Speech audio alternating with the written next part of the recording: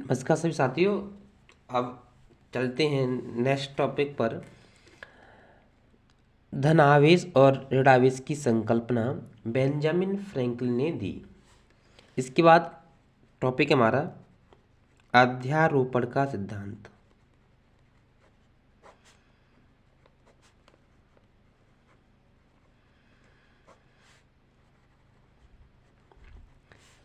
अध्यारोपण का सिद्धांत का मतलब क्या है? यदि एक निकाय कई सारे आवेश मिलकर बना रहे हैं और उन आवेशों में अगर एक आवेश की बात करें और एक आवेश पर जो बल लगेगा वो सभी आवेशों द्वारा परिणामी बल के योग के बराबर होगा। तो इसके अनुसार क्या कहता है, यदि एक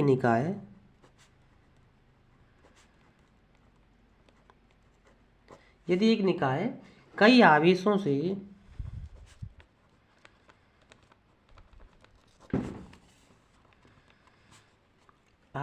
मिलकर बना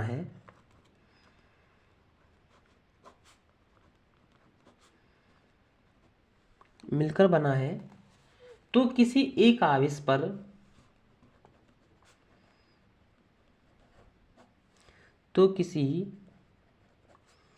एक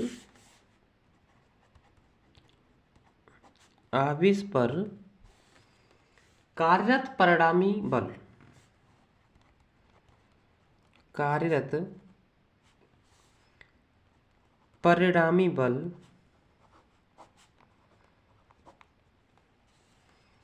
उस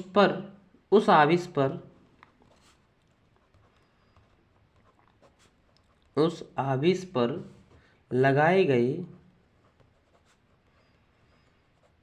अलग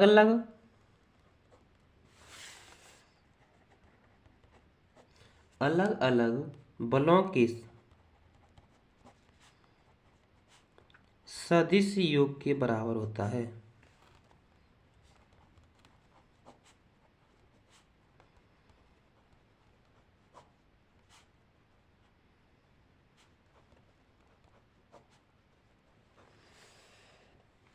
मान लिया कि एक आवेश है Q1 या आवेश Q2 है, Q3 है, Q4 है, Q5 है, कई सारे आवेश हैं।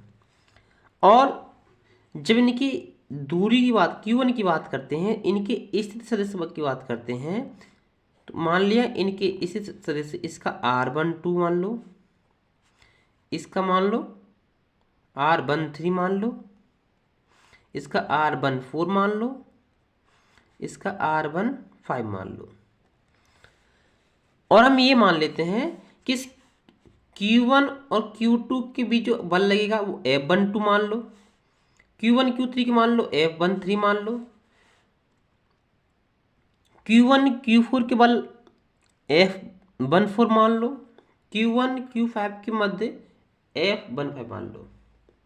और हमने मान लिया कि इस Q1 पर जो कुल कार्य लग रहा है, कुल बल जो है वो F है। क्या है? F। और ये सिद्धांत क्या कहता है, तो इसके जितने भी बल लग रहे हैं उन सभी के जोड़ के बराबर। तो F12 F13 F14 F15 इनकी स्थिति सदिश R12 दिए गए हैं। तो F12 का मान हो जाएगा हमारा 1/4 पाई E0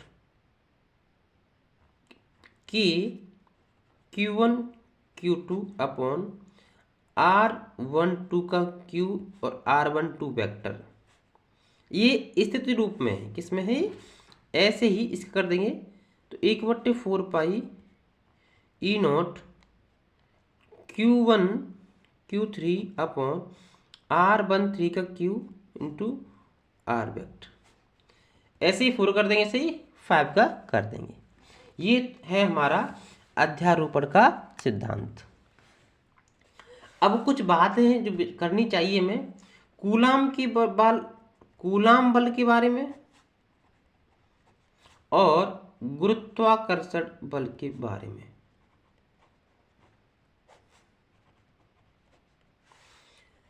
कूलाम बल और गुरुत्वाकर्षण बल में कुछ समानताएं हैं और कुछ असमानताएं हैं।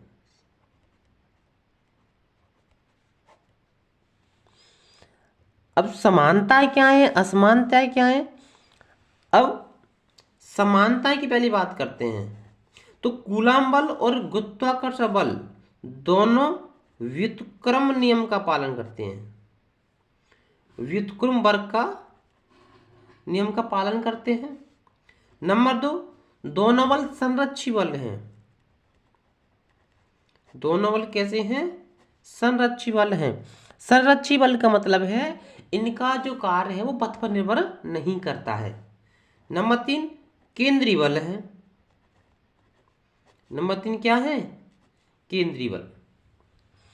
असमानता की बात करते हैं तो असमानताएं हम देखेंगे। पहली बात, जो गुरुत्वाकर्षण बल होता है, गुरुत्वाकर्षण बल केवल आकर्षित प्रकृति का होता है,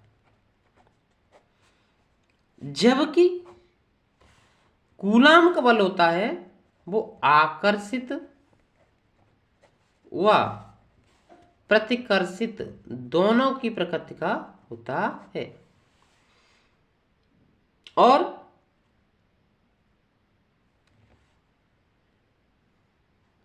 दूसरी बात क्या है, जो Fe मतलब कूलाम का बल है वो क्या होता है?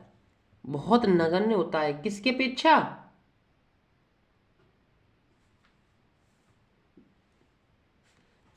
सॉरी, जो कूलाम का बल है वो अप्रोक्स 10⁻43 गुरुत्वाकर्षण बल के बराबर होता है। अब इसके बाद जो हमारा नेक्स्ट टॉपिक है वो है सतत आवेश वितरण। सतत आवेश वितरण। सतत आवेश का वितरण क्या है? यदि हम किसी चालक को आवेश दें और वो आवेश उसके पूरे पृष्ठ पर एक समान से फैल जाए तो उसे बोलेंगे सतत आवेश वितरण। तो जब किसी चालक को आवेश दिया जाता है, आवेश दिया जाए और वह समान रूप से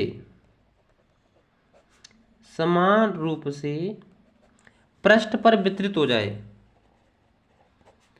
पृष्ठ पर वितरित हो जाए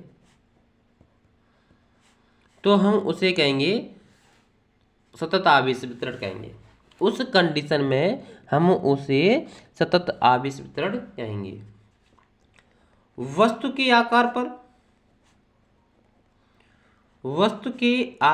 पर सतत वितरण निम्न प्रकार का होता है। नंबर 1, रेखीय आवेश वितरण। रेखीय आवेश वितरण। रेखीय आवेश वितरण का मतलब है यदि आवेश रेखीय सीधी रेखा में यानी कि लंबाई में, यदि चालक की संपूर्ण लंबाई में समान रूप से आवेश फैल रहा है तो उसे रेखीय आवेश वितरण कहते हैं। इसका जो सिंबल है वो लैम्डा होता है, लैम्डा बराबर Q/L। Q इसका मात्रक होता है कूलम प्रति मीटर। ऐसे ही नंबर 2, पृष्ठीय आवेश वितरण।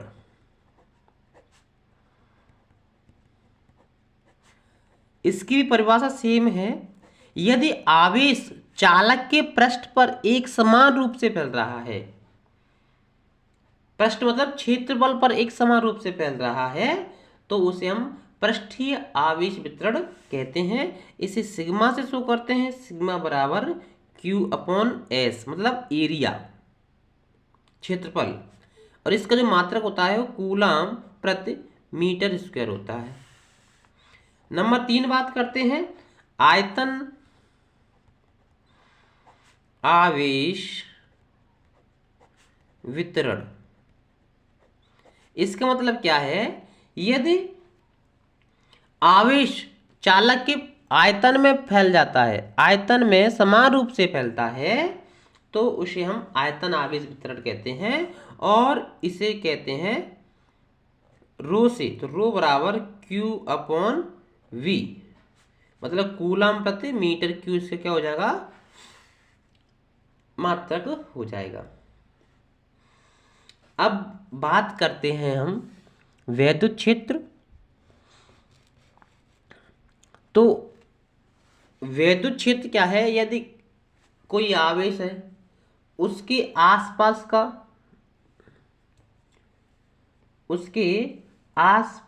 का क्षेत्र जिसमें रखा कोई अन्य आवेश एक बल का अनुभव करे, तो वह पूरा क्षेत्र उस आवेश का विद्युत क्षेत्र कहलाता है। जो नेक्स्ट टॉपिक क्या है हमारा, वो है वैद्युत क्षेत्र की तीव्रता।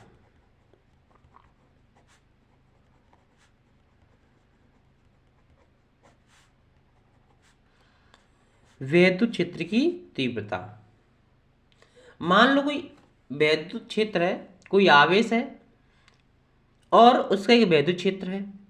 उस वैद्युत क्षेत्र में एक परीक्षण आवेश रखा हुआ है, मतलब जहां पर हम टेस्ट कर रहे हैं एक परीक्षण आवेश रखा है, तो उस पर बल कार्य करेगा। किस पर, परीक्षण आवेश पर। तो जो बल होगा और जो परीक्षण आवेश होगा, तो उसके अनुपात को वैद्युत क्षेत्र की तीव्रता कहते हैं। मान के चलो ये हमारा कोई Q आवेश है और इसके चारों ओर क्या होगा, वैद्युत क्षेत्र होगा। मान के चलो हम यहाँ चेक करना चाहते हैं कि यहाँ वैद्युत क्षेत्र है या फिर नहीं है, और हमने यहाँ चेक करने के लिए एक परीक्षण आवेश टेस्टिंग चार्ज रख दिया Q0। तो अगर यहाँ वैद्युत क्षेत्र होगा तो इस पर एक बल लगेगा, आकर्षण बल लगेगा या फिर प्रतिकर्षण बल लगेगा। तो जो बल होगा और परीक्षण आवेश, इसी के अनुपात को हम वैद्युत क्षेत्र की तीव्रता कहते हैं E।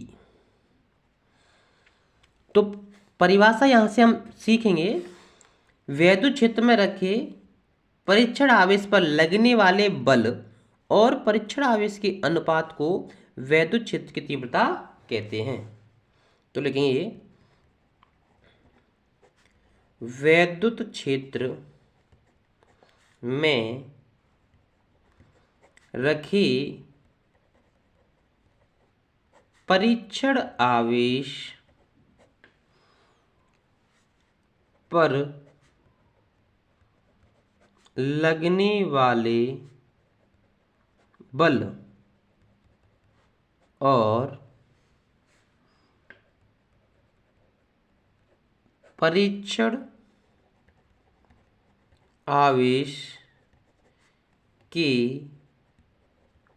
अनुपात को वैद्युत क्षेत्र की तीव्रता कहते हैं।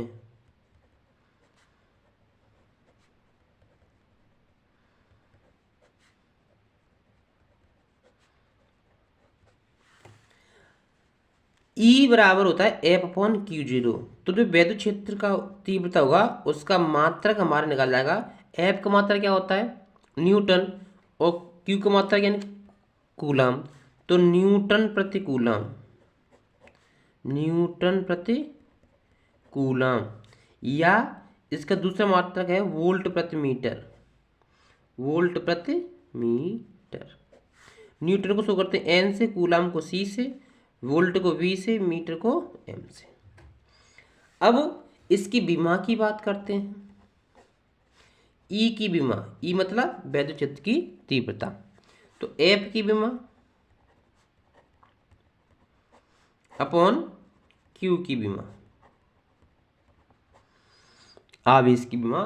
तो F की विमा क्या है हमारी, तो F की विमा यानी बल की विमा होती है mLT-2, और Q आवेश की विमा होती है AT।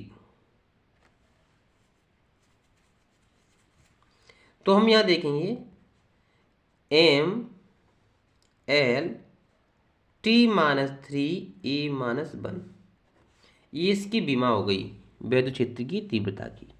यहाँ से हम देख सकते हैं कि इसका एसआई पद्धति में मात्रक क्या होगा। एसआई पद्धति में मात्रक क्या होगा, एम से क्या हो जाएगा किलोग्राम, एल लंबाई से मीटर, टी सेकंड और ये एम्पियर।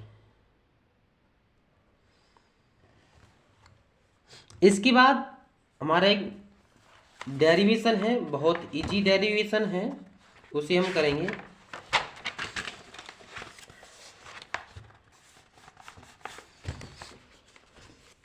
जो हमारा डेरिवेशन है वो है एक बिंदु आवेश के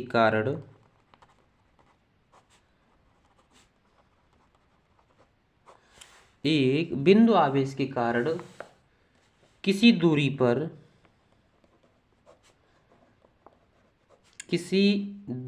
पर वैद्युत क्षेत्र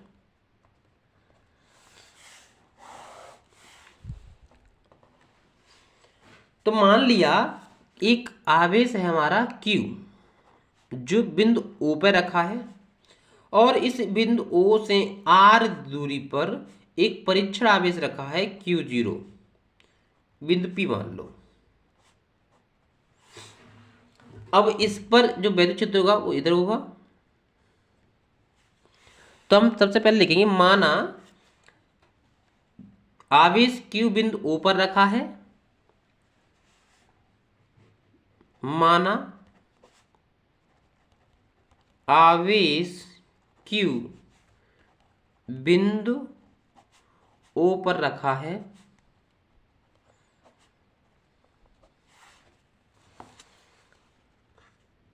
जिससे R दूरी पर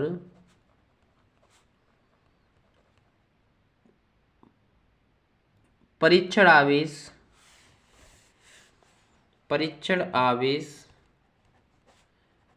Q0 है, जहां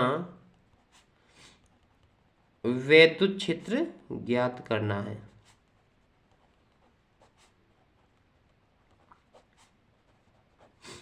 अब हमें पता एक आवेश ये है, एक आवेश ये है, तो Q के कारण Q0 पर लगने वाला बल, Q के कारण Q0 पर लगने वाला बल, मान लिया Q0 है वो एक के परावर्तनांक में रखे हुए हैं, तो F बराबर आ जाएगा हमारा 1/4 पाई ई नॉट के Q0 अपॉन R स्क्वायर। चूंकि E वैद्युत क्षेत्र का फॉर्मूला क्या होता है, E बराबर होता है F बल अपॉन परीक्षण आवेश, तो E बराबर F का मान ये रख देंगे, तो 1/4 पाई ई नॉट के Q0 upon R square, upon में ये Q0, परीक्षण आवेश Q0 से परीक्षण आवेश Q0 कट जाएगा, तो हमारा बचेगा E बराबर 1/4 पाई ई नॉट के Q अपॉन R स्क्वायर। यदि मान के चलो ये दोनों आवेश निर्वात या वायु में है, कहाँ है, निर्वात या वायु में। निर्वात या वायु के लिए K का मान होता है 1, तो हो जाएगा E बराबर 1/4 pi e naught Q upon R square. तो हम देखा जो E है हमारा वैद्युत तीव्रता है वो दूरी के वर्ग के व्युत्क्रमानुपाती होता है। अगर आपको वीडियो अच्छी लगी हो प्लीज़ लाइक शेयर जरूर कीजिएगा। धन्यवाद।